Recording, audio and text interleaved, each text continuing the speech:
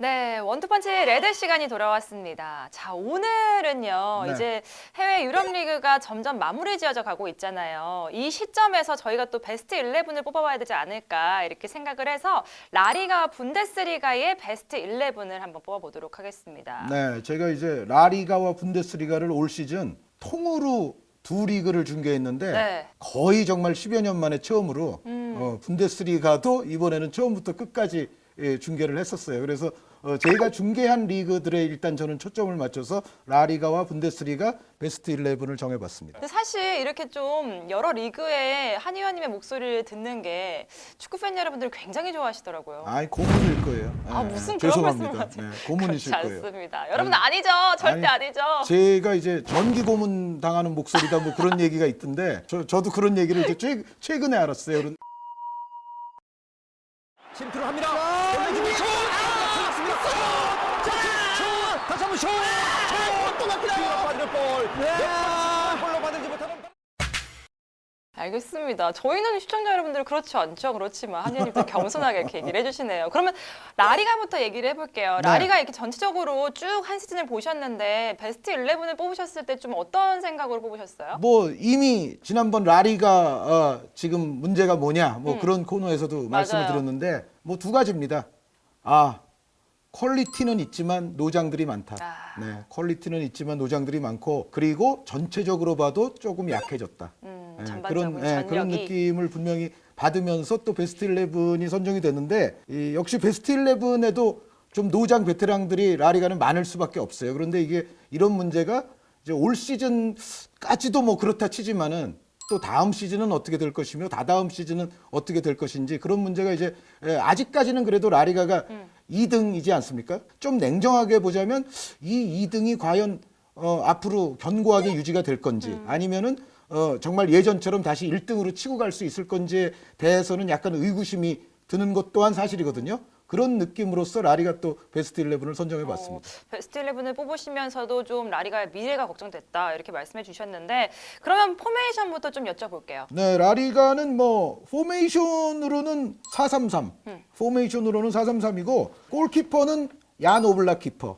그러니까 물론 가장 강력한 경쟁자로 티보 쿠르투아 골키퍼가 있기는 하고 아직 그리고 라리가는 우승이 확정되지 않았거든요. 예, 우승 경쟁도 아틀레티코와 레알이 이제 마지막 라운드를 치러봐야 아는 상황이기는 하지만 얀 오블락이 어떻게 보면 이제 챔피언 방어를 하는 입장이잖아요. 라리가는 그렇죠. 항상 골키퍼 자리에서는. 근데 오블락 선수를 챔피언에서 내려야 할 정당한 근거를 찾지 못하겠다. 여전히 올 시즌에도 오블락은 잘했다. 네, 그럼 수비수로 가볼게요. 네, 측면 왼쪽 왼쪽은 조르디 알바 선수 바르셀로나의 바르셀로나가 정말 공격이 안 풀릴 때 올 시즌에도 이제 변함없는 퀄리티를 과시를 해줬고 올 시즌 같은 경우는 알바 선수의 활약이 정말 그래도 바르셀로나의 그 부진 속에서도 굉장히 좀 돋보였던 시즌이 틀림없다는 생각이 들고요. 그리고 이제 오른쪽이 약간 특이할 수 있는데 레알 마드리드의 루카스 바스케스 선수. 네. 이 바스케스 선수를 이제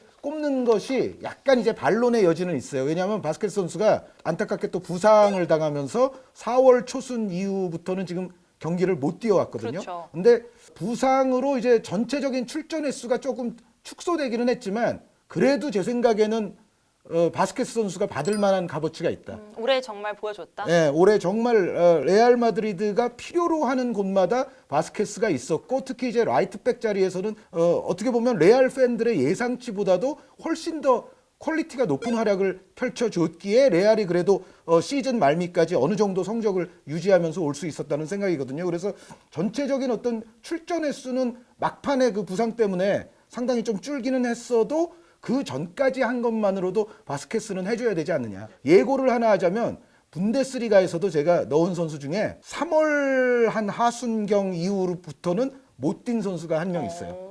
그러니까 부상 때문에 사실 전체적인 어떤 출전 횟수는 좀 줄어들었지만 출전 횟수 때문에 그 선수를 안 넣는다면 조금 그럴 것 같다.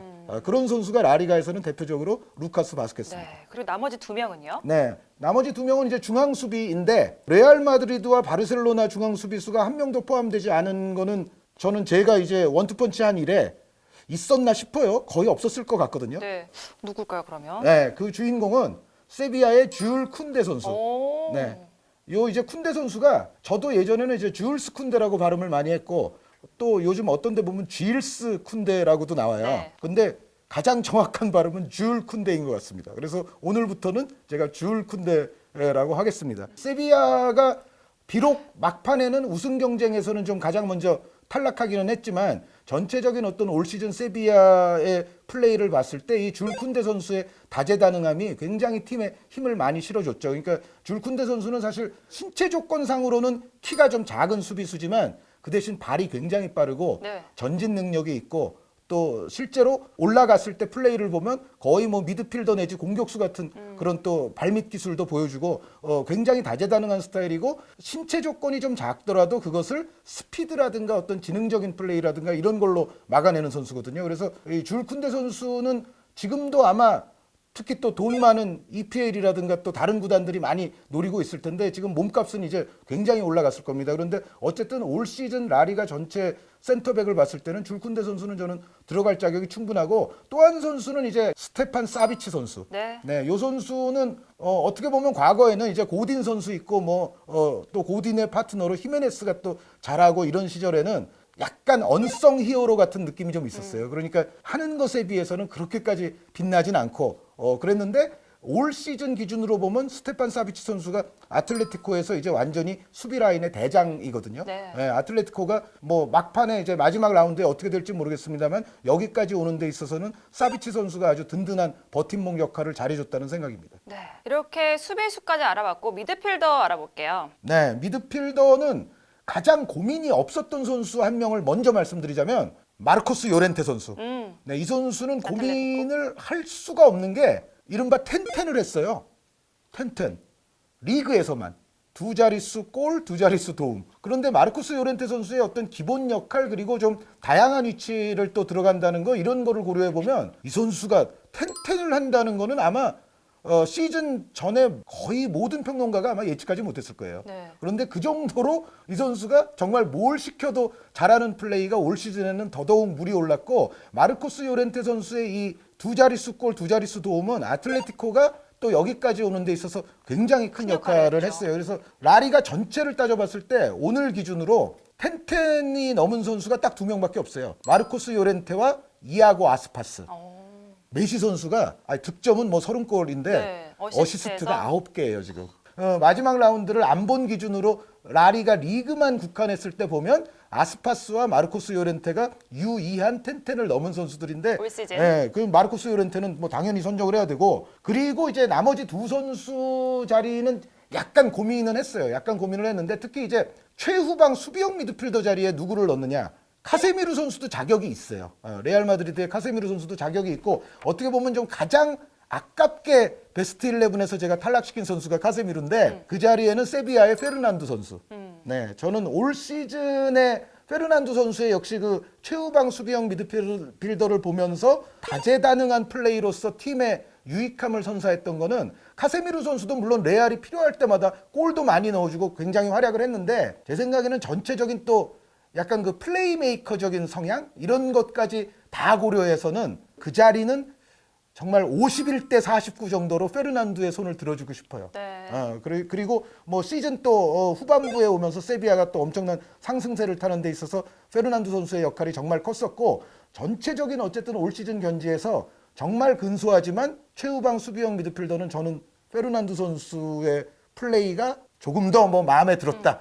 이렇게 보시면 될 것 같고 카세미르 선수는 제가 어디까지 고민을 했냐면 그러면은 최후방은 페르난두 놓고 마르코스 요렌테와 더불어서 역삼각형 위쪽에 카세미르를 놓을까 생각도 했었어요. 근데 안 했어요? 팀 동료에게 그냥 넘겨주기로 했어요. 누군가요? 토니 크로스 선수. 네, 레알 마드리드의 토니 크로스 선수가 코로나 확진자와의 접촉으로 인한 자가격리 때문에 최근에는 또 못 나와요. 맞아요. 그래서 정말 시즌 중요한 시기를 약간 지금 빠지고 있지만 전체적인 레알 마드리드를 역시 올 시즌 이 정도까지 이끌어가는 데 있어서는 그 이른바 교수님이라고 칭해지는 토니 크로스 선수의 정교한 패스, 방향 전환, 세트 플레이에서의 또 어시스트. 토니 크로스 선수도 저 어시스트만도 리그에서 두 자릿수를 넘겼거든요. 네. 그런 부분들이 레알 마드리드가 그래도 올 시즌 정말 그 부상자도 대단히 많고 코로나 또 걸린 선수들도 많이 나왔던 올 시즌 같은 상황에서 사실 어떻게 보면 생각보다 레알은 잘한 거예요.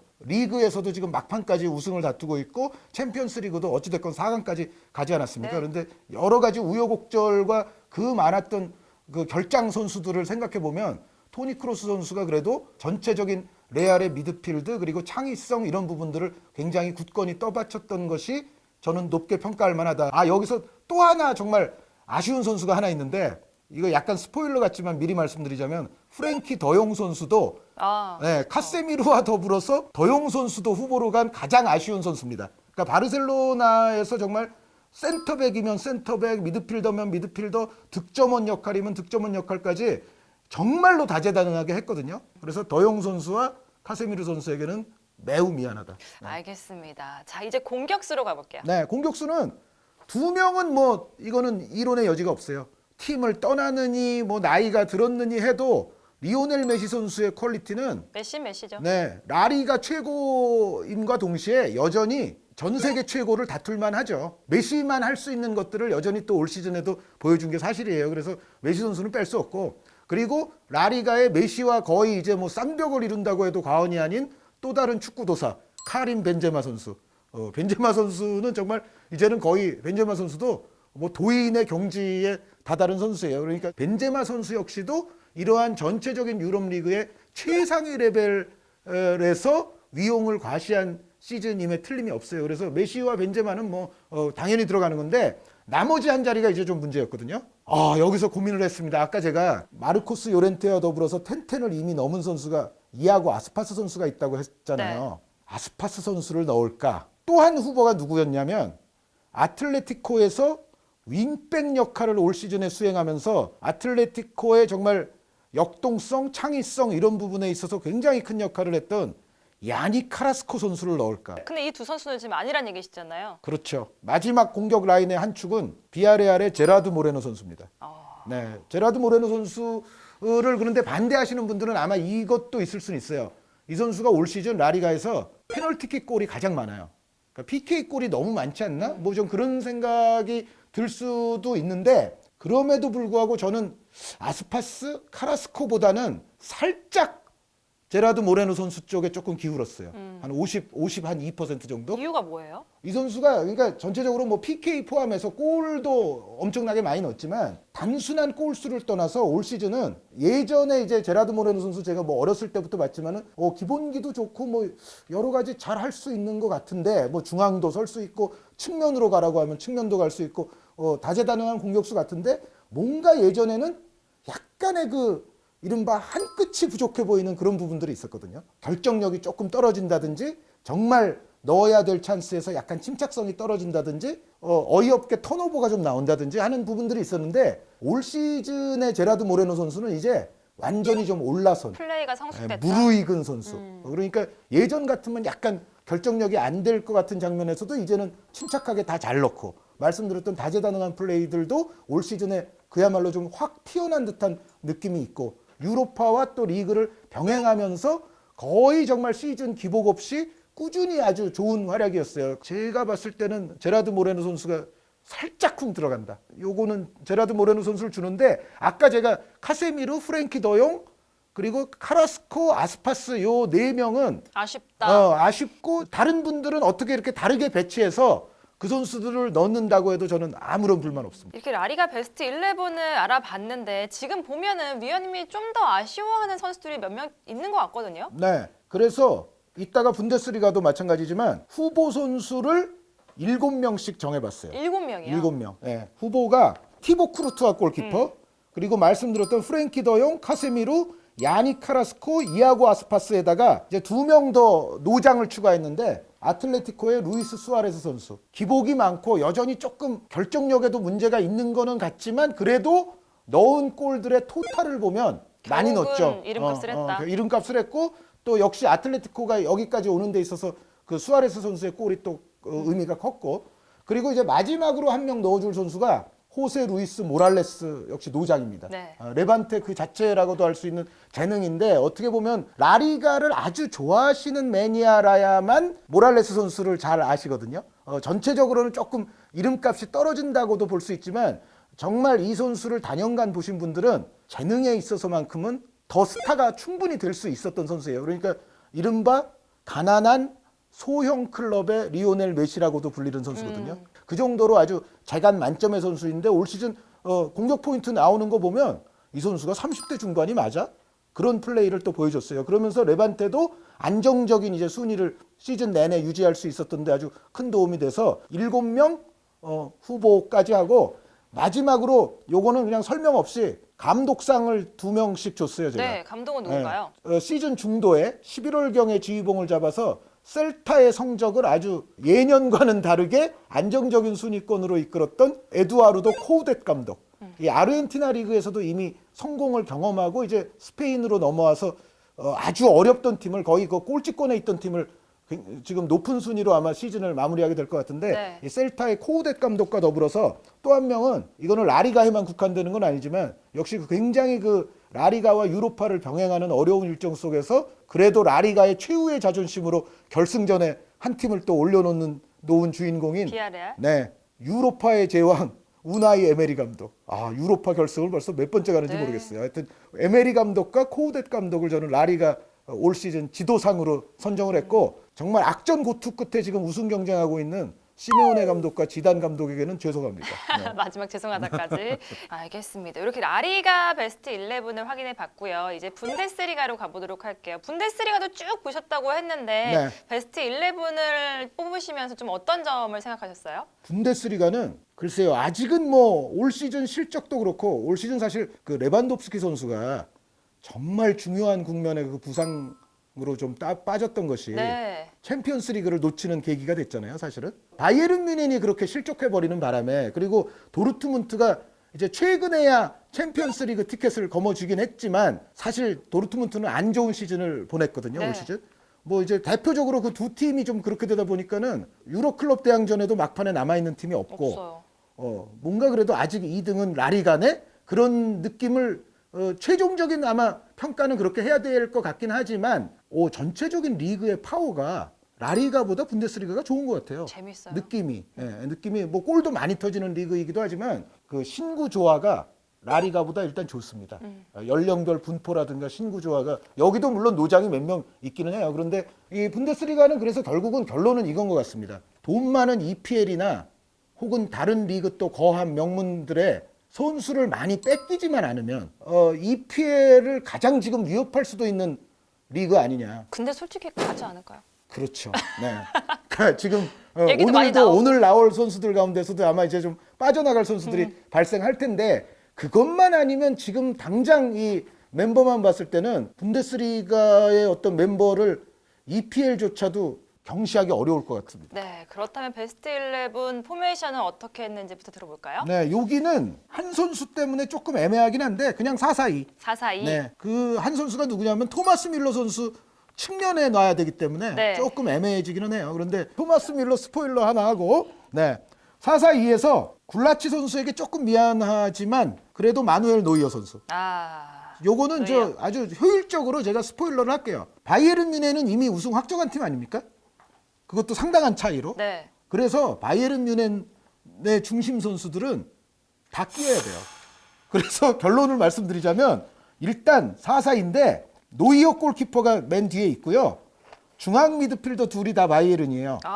키미 선수, 고레츠카 선수. 네. 그리고 좀 전에 오른쪽에 제가 세운다는 토마스 밀러 선수가 있었죠. 앞에 레반도프스키 선수는 도저히 뺄 수 그렇죠. 없죠. 이거는 바이에른 아닌 선수까지 그냥 스포일러 하면 레반도프스키와 홀란드는 빠질 수가 없어요. 그렇죠. 아까 제가 라리가 바스케스 선수 얘기할 때 부상으로 좀 출전이 부족한 선수가 분데스리가에도 있다고 말씀을 드렸는데 생각해보니까 분데스리가에 그런 평가를 받을 선수가 2명이 있네요. 아직은 한 선수는 안 나왔고 네. 고레츠카 선수가 사실은 올 시즌 좀 군데군데 못 나왔던 경기들이 있어서 시즌 전체로 보면 약간 출전이 부족해 보이는 느낌을 주는 선수예요.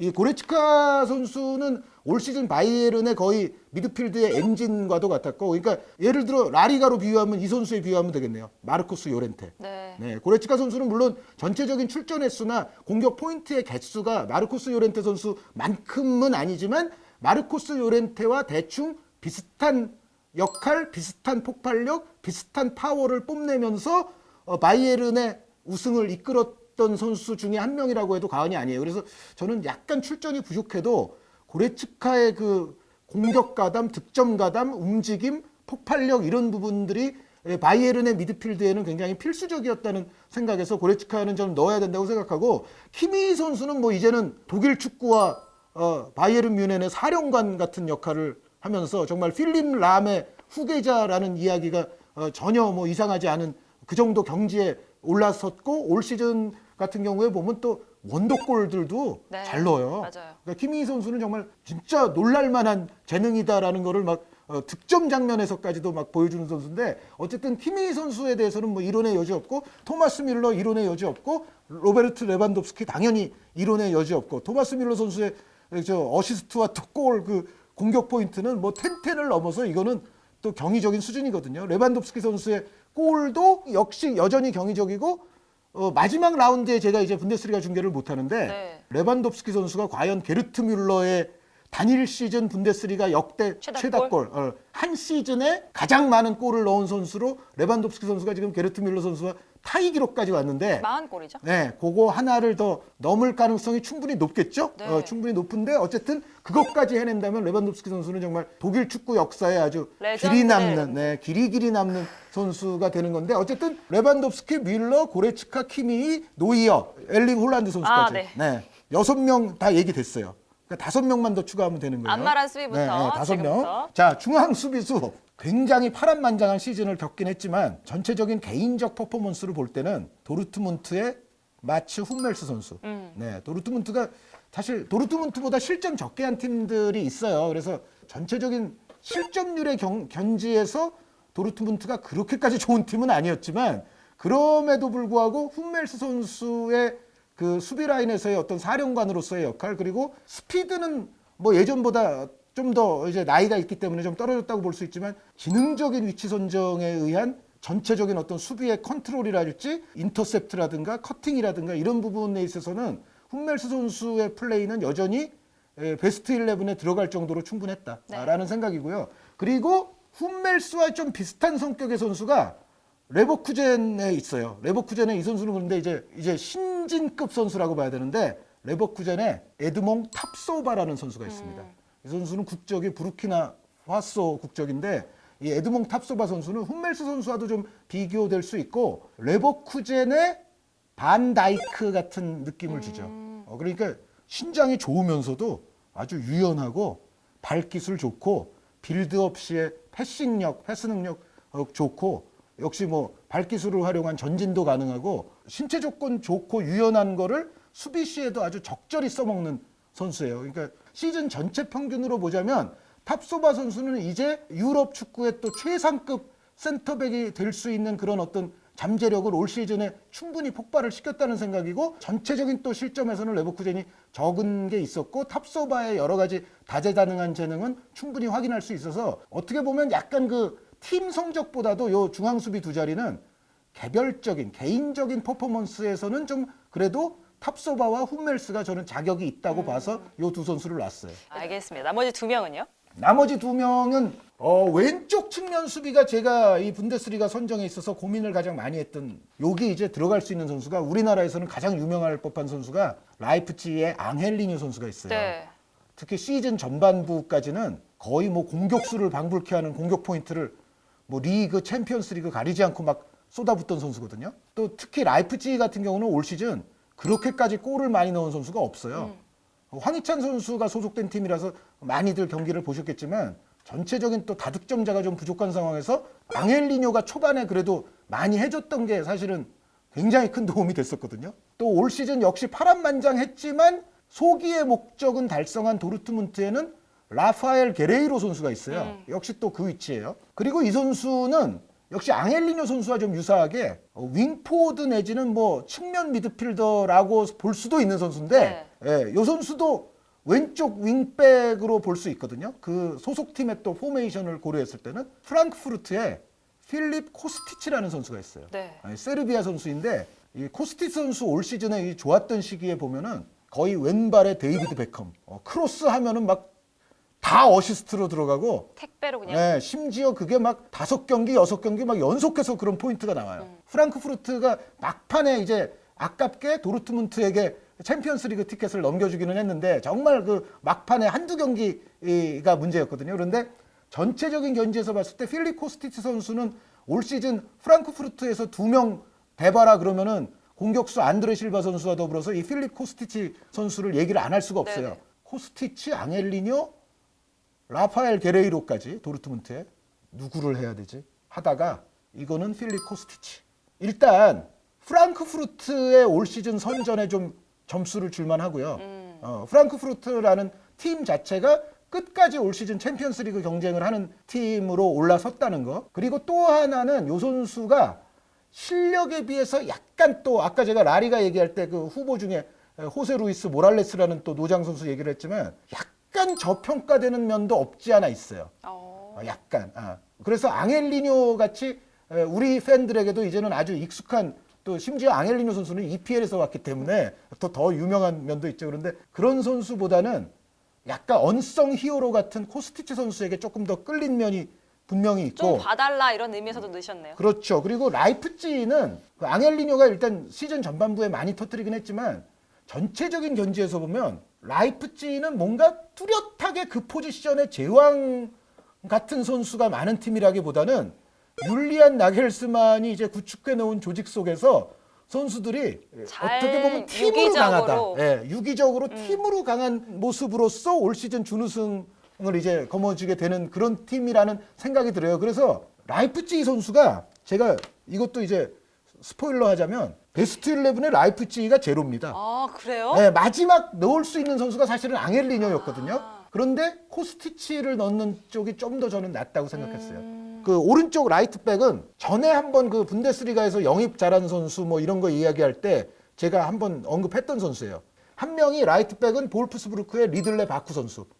네, 그러니까 볼프스부르크가 기존에 보유하고 있던 라이트백들이 부상자가 줄줄이 나오는 바람에 긴급하게 영입했던 선수인데 그야말로 복덩이 영입이 됐고 이 바쿠 선수가 그렇다고 또 뭐 라이트백 위치에서만 뛴 선수는 아니에요. 이 선수도 굉장히 멀티성이라 정말 다재다능한 재능이 많은 선수인데 이 어쨌든 라이트백 한 자리를 고르라면 볼프스부르크의 바쿠 선수에게 주는 게 좋겠다. 올 시즌은. 그러니까 역동성, 기동성, 뭐 공격, 수비 할 것 없이 굉장히 올 시즌에 볼프스부르크를 더 강력하게 만드는 데 있어서 이 바쿠 선수의 영입은 결정적이었고 뭐 라이트백뿐만 아니라 다른 위치에서도 뛰지만 그래도 굳이 대표 위치를 하나 얘기하자면 라이트백 주는 게 좋을 것 같고 또 볼프스부르크가 올 시즌 수비가 가장 또 짠물인 팀이거든요. 그래서 볼프스부르크 수비 라인에서 하나도 안 들어가면 그것도 안 된다. 문제예요. 그래서 이 자리는 리들레 바쿠 선수고 측면 미드필더가 한 명 남았는데 맞아요. 이 선수를 라이트 윙백으로 볼 수 있습니다. 그러면 이제 바쿠 선수와 경합이 될 수도 있는데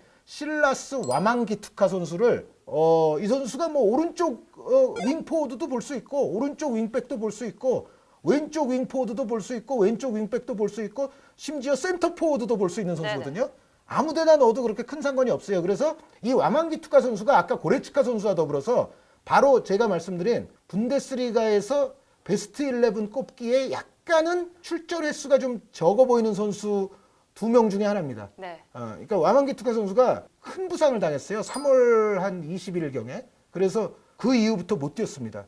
그러니까 이 선수는 남들보다 한 2달 덜 뛴 건데 그 2달 빼고도 임팩트가 있다. 임팩트는 이미 베스트 11 들어갈 정도고 골도 두 자릿수 골이 이미 넘어 있었어요. 그 순간에. 이 선수는 제 생각에는 2달을 빼도 들어갈만 할 것 같아요. 물론 요때 이제 반론을 하실 분들이 내세울 수 있는 가장 대표적인 선수가 제이든 산초 선수를 그러니까 산초가 말씀하실 없어요. 수 있어요. 와망기투카 자리는 산초 자리 아닙니까? 저는 와망기투카에게 받은 인상이 더 컸어요. 올 시즌. 산초 선수는 사실은 전반기에는 별로였어요.